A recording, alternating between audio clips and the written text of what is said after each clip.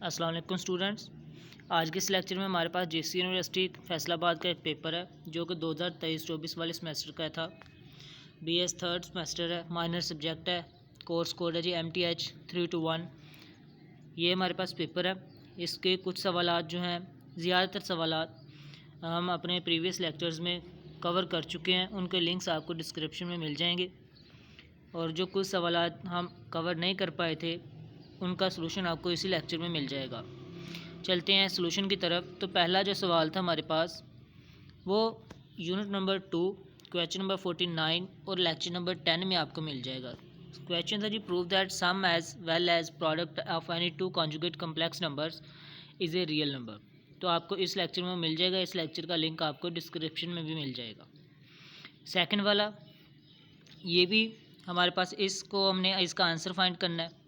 तो unit number 2 follow up exercise 2 question number 59 है, lecture number 11 है। तो इसमें ये कवर किया गया क्वेश्चन। इसका लिंक भी आपको डिस्क्रिप्शन में मिल जाएगा। क्वेश्चन नंबर 3 हमारे पास स्टूडेंट्स से सेट वाला है। तो हमने ये आइडेंटिटी जो एसोसिएटिव डिस्ट्रीब्यूटिव लॉ है उसको हमने प्रूव करना है। तो यूनिट नंबर 3 है, क्वेश्चन नंबर 10 है, एक्सरसाइज 3.2 है और लेक्चर नंबर 15 है। इसके बाद नेक्स्ट क्वेश्चन हमारे पास ये क्रैमर रूल है जी। ये मैट्रिसेस वाले चैप्टर से है, चैप्टर नंबर 6 से। एक्सरसाइज 6.3 है, क्वेश्चन नंबर 28 है और लेक्चर नंबर 43 है। इससे नेक्स्ट क्वेश्चन है हमारे पास, इसको हमने प्रूव करना है जी। कहता है कि अगर रूट्स ऑफ इक्वेशन, इस वाली इक्वेशन के रूट्स अगर इक्वल हैं, फिर या तो b इक्वल 0 होगा या फिर a³ + b³ + c³ जो है वो 3abc के इक्वल होगा। तो ये हमारे पास डिस्क्रिमिनेंट वाला क्वेश्चन है और रूट्स ऑफ नेचर वाला क्वेश्चन है। ठीक है स्टूडेंट्स, तो इसको हम प्रूव करते हैं। इसका सलूशन हमने लेक्चर्स में कवर नहीं किया हुआ, तो चलते हैं इसके सलूशन की तरफ। जब हमारे पास रूट्स जो हैं वो इक्वल होते हैं तो डिस्क्रिमिनेंट जो हो जाता है वो 0 हो जाता है। अब हमारे पास यहाँ से b की वैल्यू, c की वैल्यू और a की वैल्यू, a ये वाला बन जाएगा, b हमारे पास ये वाला बन जाएगा और c हमारे पास यहाँ से यहाँ तक बन जाएगा। ये तमाम वैल्यूज़ आपने यहाँ पे पुट करनी है स्टूडेंट्स। अब ये हमारे पास स्क्वायर ओपन होगा और ये दोनों आपस में मल्टीप्लाई होकर बाद में 4 से मल्टीप्लाई होंगे। ठीक है जी, तो ये देखें जी, यहाँ पर ये स्क्वायर ओपन जब करेंगे तो हमारे पास 4 यहाँ से और यहाँ से कॉमन आ जाएगा बाहर। ये स्क्वायर ओपन होकर यहाँ से लेके यहाँ तक टर्म्स आ जाएंगी और ये जो माइनस है ब्रैकेट ओपन करके ब्रैकेट के अंदर वाली अलामतें तब्दील कर देगी, ये सारी की सारी अलामतें।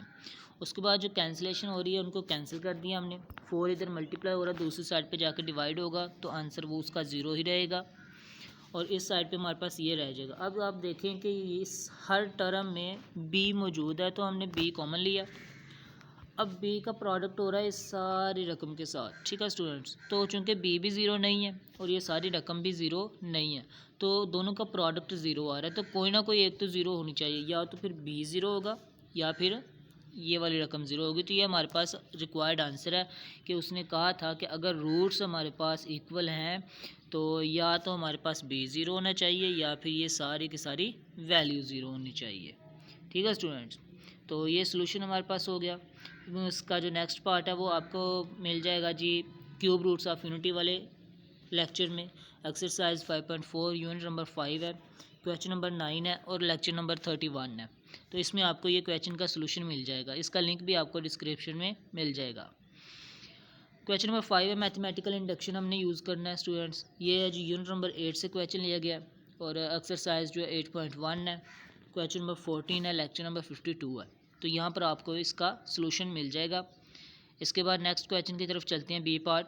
ये ट्रिग्नोमेट्री यानी कि लास्ट वाले चैप्टर से लिया गया है। तो यूनिट नंबर 9 है, एक्सरसाइज 9.1 है, क्वेश्चन नंबर 13 है, लेक्चर नंबर 54 है। तो इसका लिंक भी आपको क्या डिस्क्रिप्शन में मिल जाएगा।